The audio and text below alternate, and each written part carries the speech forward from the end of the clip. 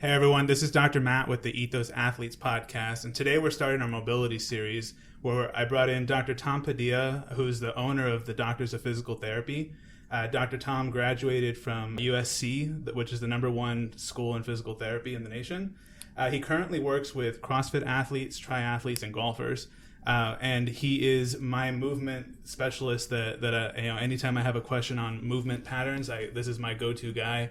I also have I'm able to call him a good friend of mine, and we've been able to co-manage a lot of patients together and successfully treat them and get them better and going back to what they love. So Dr. Tom, thanks for being here and welcome to the show. Thanks for having me. It's a pleasure to be here. So we're going to go ahead and start talking about some basics of mobility. And so one of the first things I wanted to start off with was, what are some common goals that you see in your practice that, when people are coming to you wanting to address their mobility, what are they looking to achieve? So usually when it pertains to mobility, common goals are people want to get into a deeper squat or be able to do some sort of movement overhead, especially if it's a CrossFit athlete and they're having difficulty getting there, or like if they're doing a lot of overhead stuff, they're having pain in another area such as their low back because they're extending through their low back if their hips don't bend right or their shoulders don't extend correctly. So goals can range anywhere from performance and wanting to be able to lift heavier safely, and also go down the injury route where somebody has an injury and they've been working on mobilizing that joint for a long period of time and they just keep having to mobilize it and they feel like they're always foam rolling or they're always using a lacrosse ball over and over and it never seems to end. Yeah, so a lot of people are seeing him for like athletic performance, for injury prevention, a bunch of different things like that. Unfortunately, most people usually come to you when they're hurt, correct? Yeah, everybody likes to play the waiting game. Yeah, so we all think we'll heal up just fine. Exactly. So most people end up coming to him when he's hurt. He does a great job of taking care of them. Obviously, injury prevention is a little bit better, and it doesn't cost you any recovery time. Let's get into the FAQ on mobility. And mobility is a very general term that is thrown around in the sports world, and especially in the CrossFit world. Can you explain to our listeners exactly what are they mobilizing? Like when we mention mobility, what work are we actually doing to our body? So in terms of what are you mobilizing, the types of structures that you're mobilizing, you can mobilize a few different things. You can mobilize fascia, and I like to tell my patients to think of that as like a saran wrap or a wrapping that wraps around the muscular tissue and holds everything in place. You can mobilize the muscles themselves, increase extensibility, elasticity of the muscle, either temporarily or over the long term. And then you can mobilize joints. And the capsule that surrounds the joint. So those are the three main tissues that people try to mobilize in order to gain better range. And there's different techniques to mobilizing each one. Usually the mobilizing of joints is a little bit more complicated than mobilizing muscles because you have very specific directions that forces need to be applied, versus muscles you can just sit and roll over them or pin them down and move the muscle underneath the fascia to mobilize those. So that's the most common, is people are trying to mobilize fascia or muscles. Okay, great. Now, what is it that causes these mobility deficits? So let's start with fascia. What is it that can cause fascia to not be mobile, and what does that look like? How does that present? So generally, fascial immobility refers to the muscle and the fascia are supposed to be able to glide together without having a lot of sticking points between them. And usually when the muscle and fascia have ceased to glide together, that's after a period of inflammation where the inflammatory components that are on site due to injury or due to overuse or due to high volume training can cause microinflammations, which eventually cause the fascia to adhese or stick down to the muscular tissue. So when somebody's that's the most common for when you start to experience fascial adhesions. And then for muscular, it's a lot of the times the muscles can tighten up in response to hypermobility in a neighboring joint, instability in a neighboring joint, and they're really just trying to protect that joint, or they've been injured and they're just going into a guarding or protective mode. And then how about with the joint and joint capsule? What causes mobility deficits in there? it's compression. So it's compression and inflammation. So if there's a lot of compression in a joint because the muscles that surround it are immobile or lack the proper flexibility, then the joint surfaces are going to be compressed more. And as they compress and grind, that can cause them to stick together. It can also cause inflammation in the joint, which results in the capsule becoming less mobile over time because it gets hardened and it gets stuck. Now, one of the things that I know gets brought up to me when I have patients is that they always talk about everything being connected, right? And they've seen a chiro who told them that this was connected, that was connected. I tell them, oh well, you're probably having a hip issue because of this. One, is everything connected? So if you can answer that question. And then two, what are some common fault patterns you've seen if everything is connected? Yeah, so I mean, everything's definitely connected in terms of interdependency. So what that means is that, there's not a muscle that runs all the way from your skull to your big toe, right? But there's a nervous system that does, and that controls everything there. But in terms of interdependency, when it comes to muscles and joints, they rely very heavily on each other. For instance, what happens at the knee is a result of what's happening at the ankle and at the hip. And if somebody doesn't have the right ankle mobility and they're going into a deep squat, they're going to try to get that mobility from either the knee, the hip, the low back. And so there's a variety of compensations that you can see because of a mobility deficit in another joint, and it doesn't even have to be the neighboring joint. So things can definitely go awry in the shoulders because of what's happening in your ankles. So in that sense, yeah, everything's absolutely 100% connected and dependent on one another.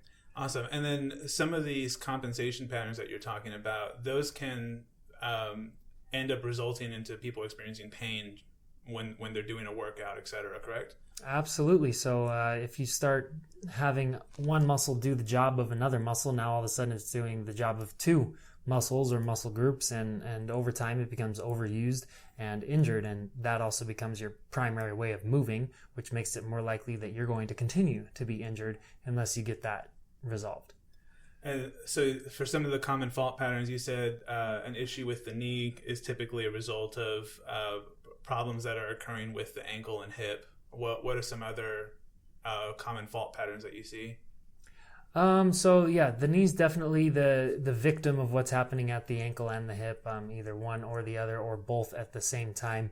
But a lot of the time, movement pattern at the hip can cause problems in the shoulder, like during an overhead squat. If you don't have enough hip flexion, you're going to compensate by extending through the lumbar spine, which is going to put a lot of compression at the joints and the facets in the lumbar spine. The muscles in the lumbar spine are going to overwork, and as a result, you're going to hypertrophy those muscles a lot more, and that may result in you walking even in a more extended position where you're constantly loading those joints and those muscles. So what are some ways that people can go and improve their mobility at home? I know there's foam rolling exists, using a lacrosse ball. Can you just give a list of a few different ways that you've seen that are effective for people to, and obviously there's a right and wrong way to do it, but we'll get into that in another episode. Yeah, absolutely. I like the foam roller a lot, especially for larger muscle groups. You can also use it to mobilize your thoracic spine and actually mobilize the joints in your thoracic spine. There's a lot of lacrosse ball use out there, and I love using a lacrosse ball to mobilize soft tissues, which are the muscles and the fascia.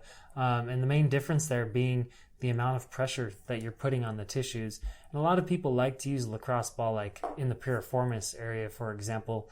And that can be great to get that released, but there's also the sciatic nerve that goes back there. So in terms of, do you want to be placing a high amount of stress or pressure, and do you know what tissues underlie the structures that you're trying to mobilize? If the nerve's there, you're going to want to use more of a broad base or foam roll versus a lacrosse ball. So those are the two main things that I see people mobilizing with and that I advocate for mobility with, is a lacrosse ball and a foam roller, but also be cognizant of the structures that you're going over.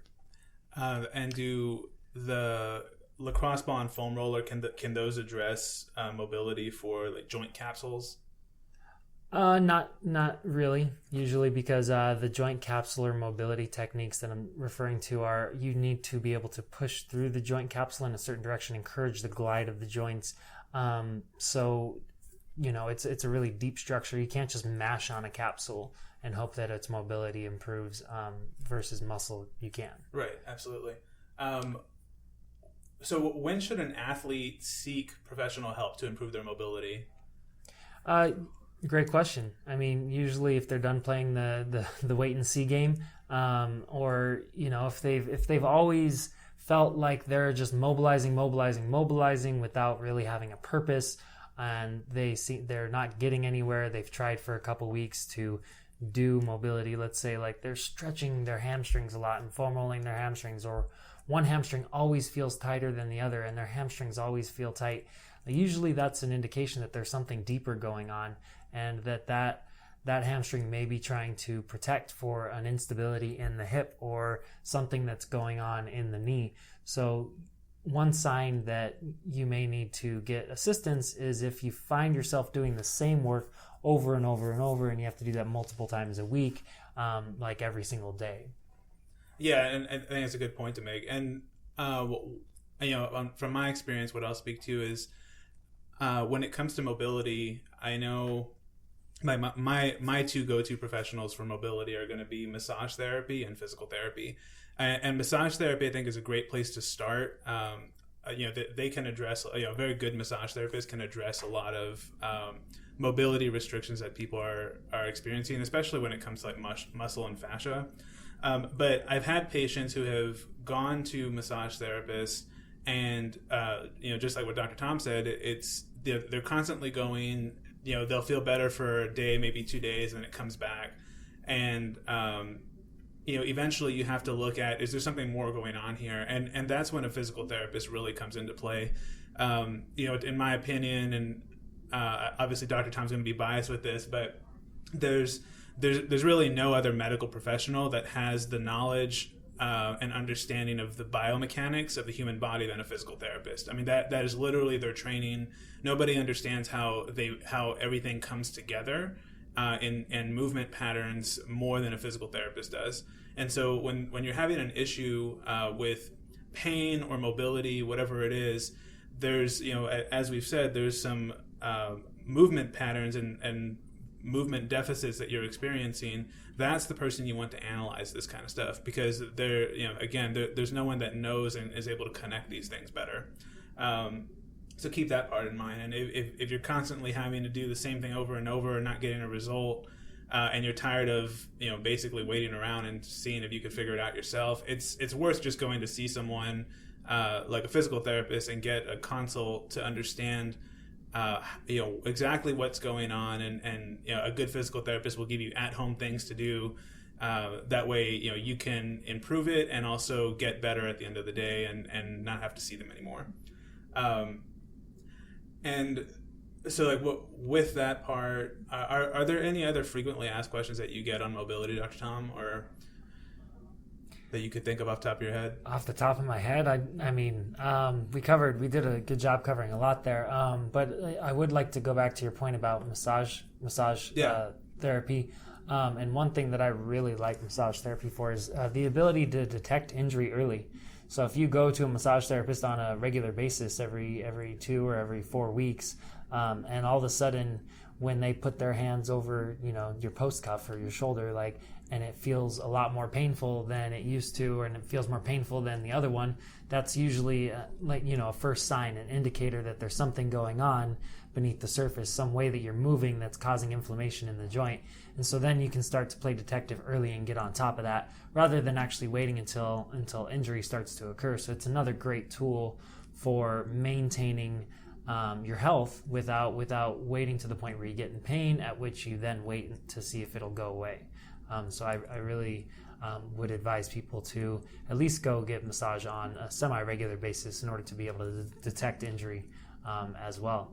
And I mean, in terms of tips, you wanted to get into the exact how-to of foam rolling and the cross ball use in a different episode. So I think I'll bite my tongue on that one. Awesome. Sounds good. Now, so some of the other things that I wanted to talk about in this particular episode is mobility and specific CrossFit movements. And so we're actually going to stick with the CrossFit fundamentals, because obviously if you have mobility in those, you're going to be able to apply that to the other more complicated movements in CrossFit. So can you talk about the mobility that's needed for, let's go with all the squats first. So an air squat, front squat, overhead squat, and just kind of break down. Obviously, there's going to be some repeat mobility problems that you're going to see in each one. But if you can just break down some of the mobility that you need in order to accomplish those three different movements. Yeah, so a lot of it depends on where your arms are, right? Because that's the one thing that's changing in those three different types of squat. But what stays constant and consistent is the mobility required at the ankles and primarily the hips. Knee mobility is semi-important here, but you're hardly ever maxing out your knee mobility in these three types of movements. So we'll focus mainly on the ankle and the hip, which you basically need your hips to be able to move into a lot of flexion. And the reason that that's important is if you don't get flexion out of your hips, you're going to get flexion out of your lumbar spine, or you're going to end up with your weight distributed poorly over the rest of your body, over your ankles. And then at the ankles, you need dorsiflexion, or the ability for your ankle to bend backwards. Your foot comes up closer to your shin. So it's the opposite of pointing your toe. A lot of the times, especially in the hips, there can be a lot of variations in bone structure at the hip. There's something called retroversion and anteversion, and without getting too far into it, people who have a lot of pinching in the front of their hips may just need to toe out a little bit and bring their knees wider instead of trying to force down into flexion there. So if you're meeting like a hard pinching stop when you're doing a deep squat, you need to experiment with the width of your stance and where your toes and knees are pointing. You might actually need to toe out versus trying to force yourself into going into a foot parallel type situation against that and thinking that it's going to improve your mobility there.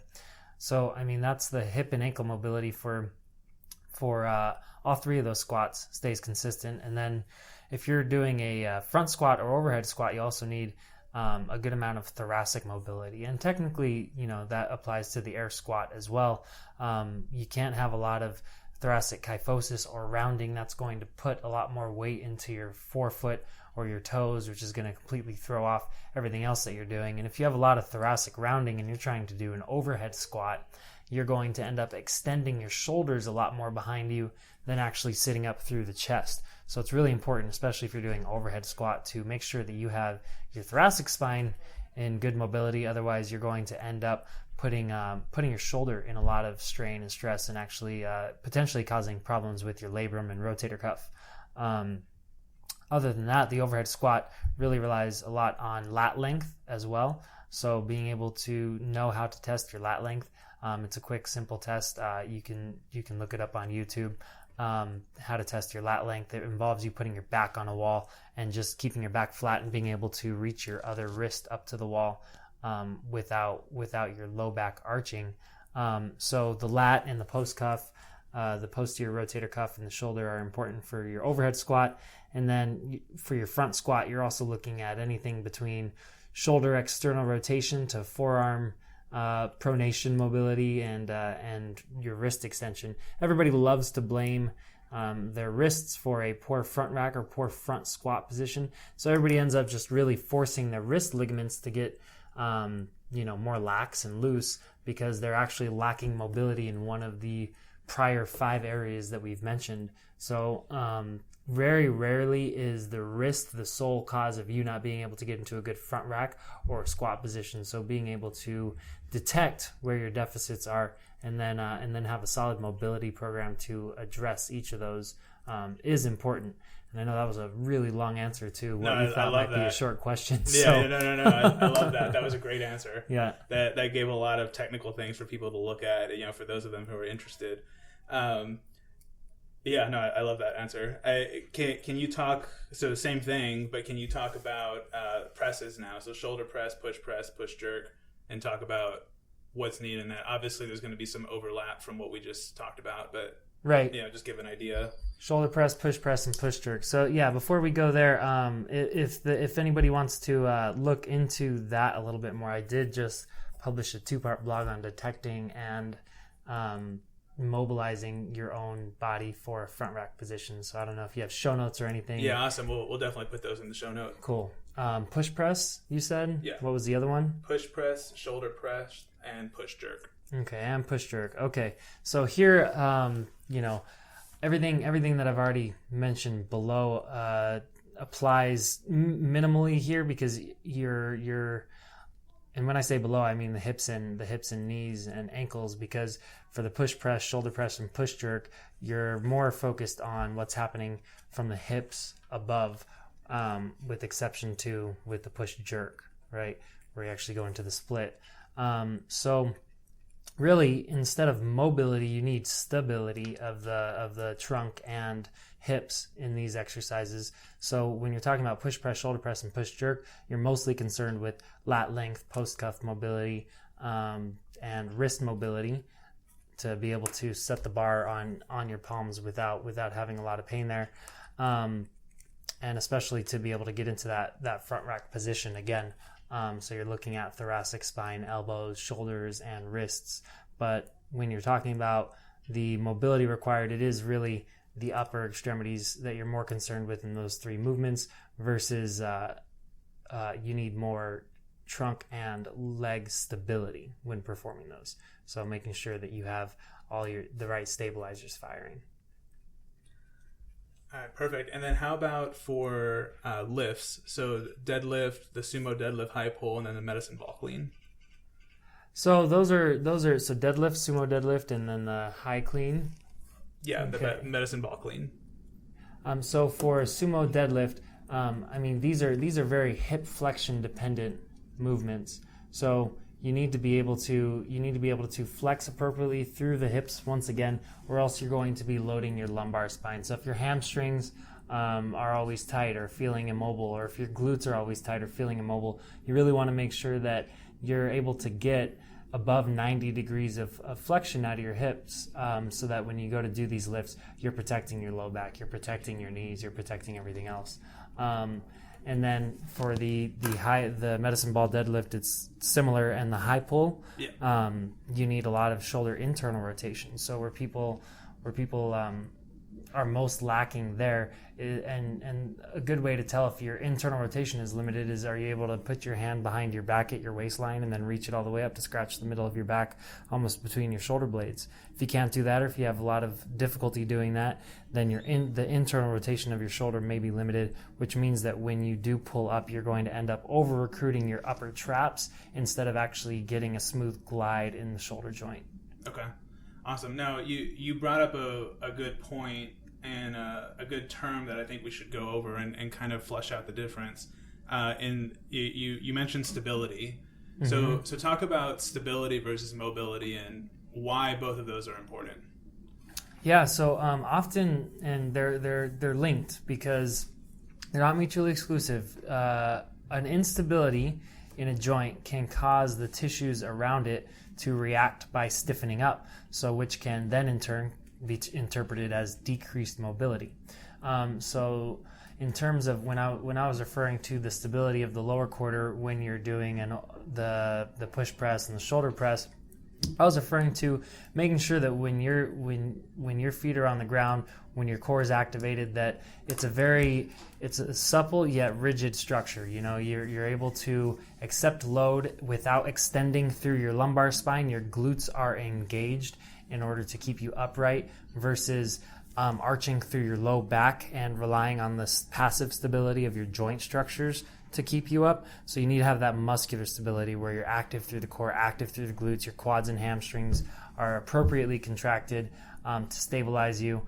And then, so that's the stability that I'm referring to there. But again, that you can have deficits in stability, which can create mobility deficits as well. Yeah, and I think that's a great distinction to make, and we'll kind of talk about how some of that goes missed in our next episode when we talk about common mistakes in mobility and how to fix them. But for today, we're going to go ahead and wrap up the show. So we discussed mobility and some basics of mobility, and kind of flushed out some of the commonly asked questions that both myself and Dr. Tom get in our practices. And so when we talk about mobility, we're typically talking about fascia, muscle, and joint capsules, and how you can improve the range of motion and movement of those. And we talked about different ways to do that. And we also mentioned different mobility deficits or mobility that you need in order to perform certain CrossFit movements, and how those all come together.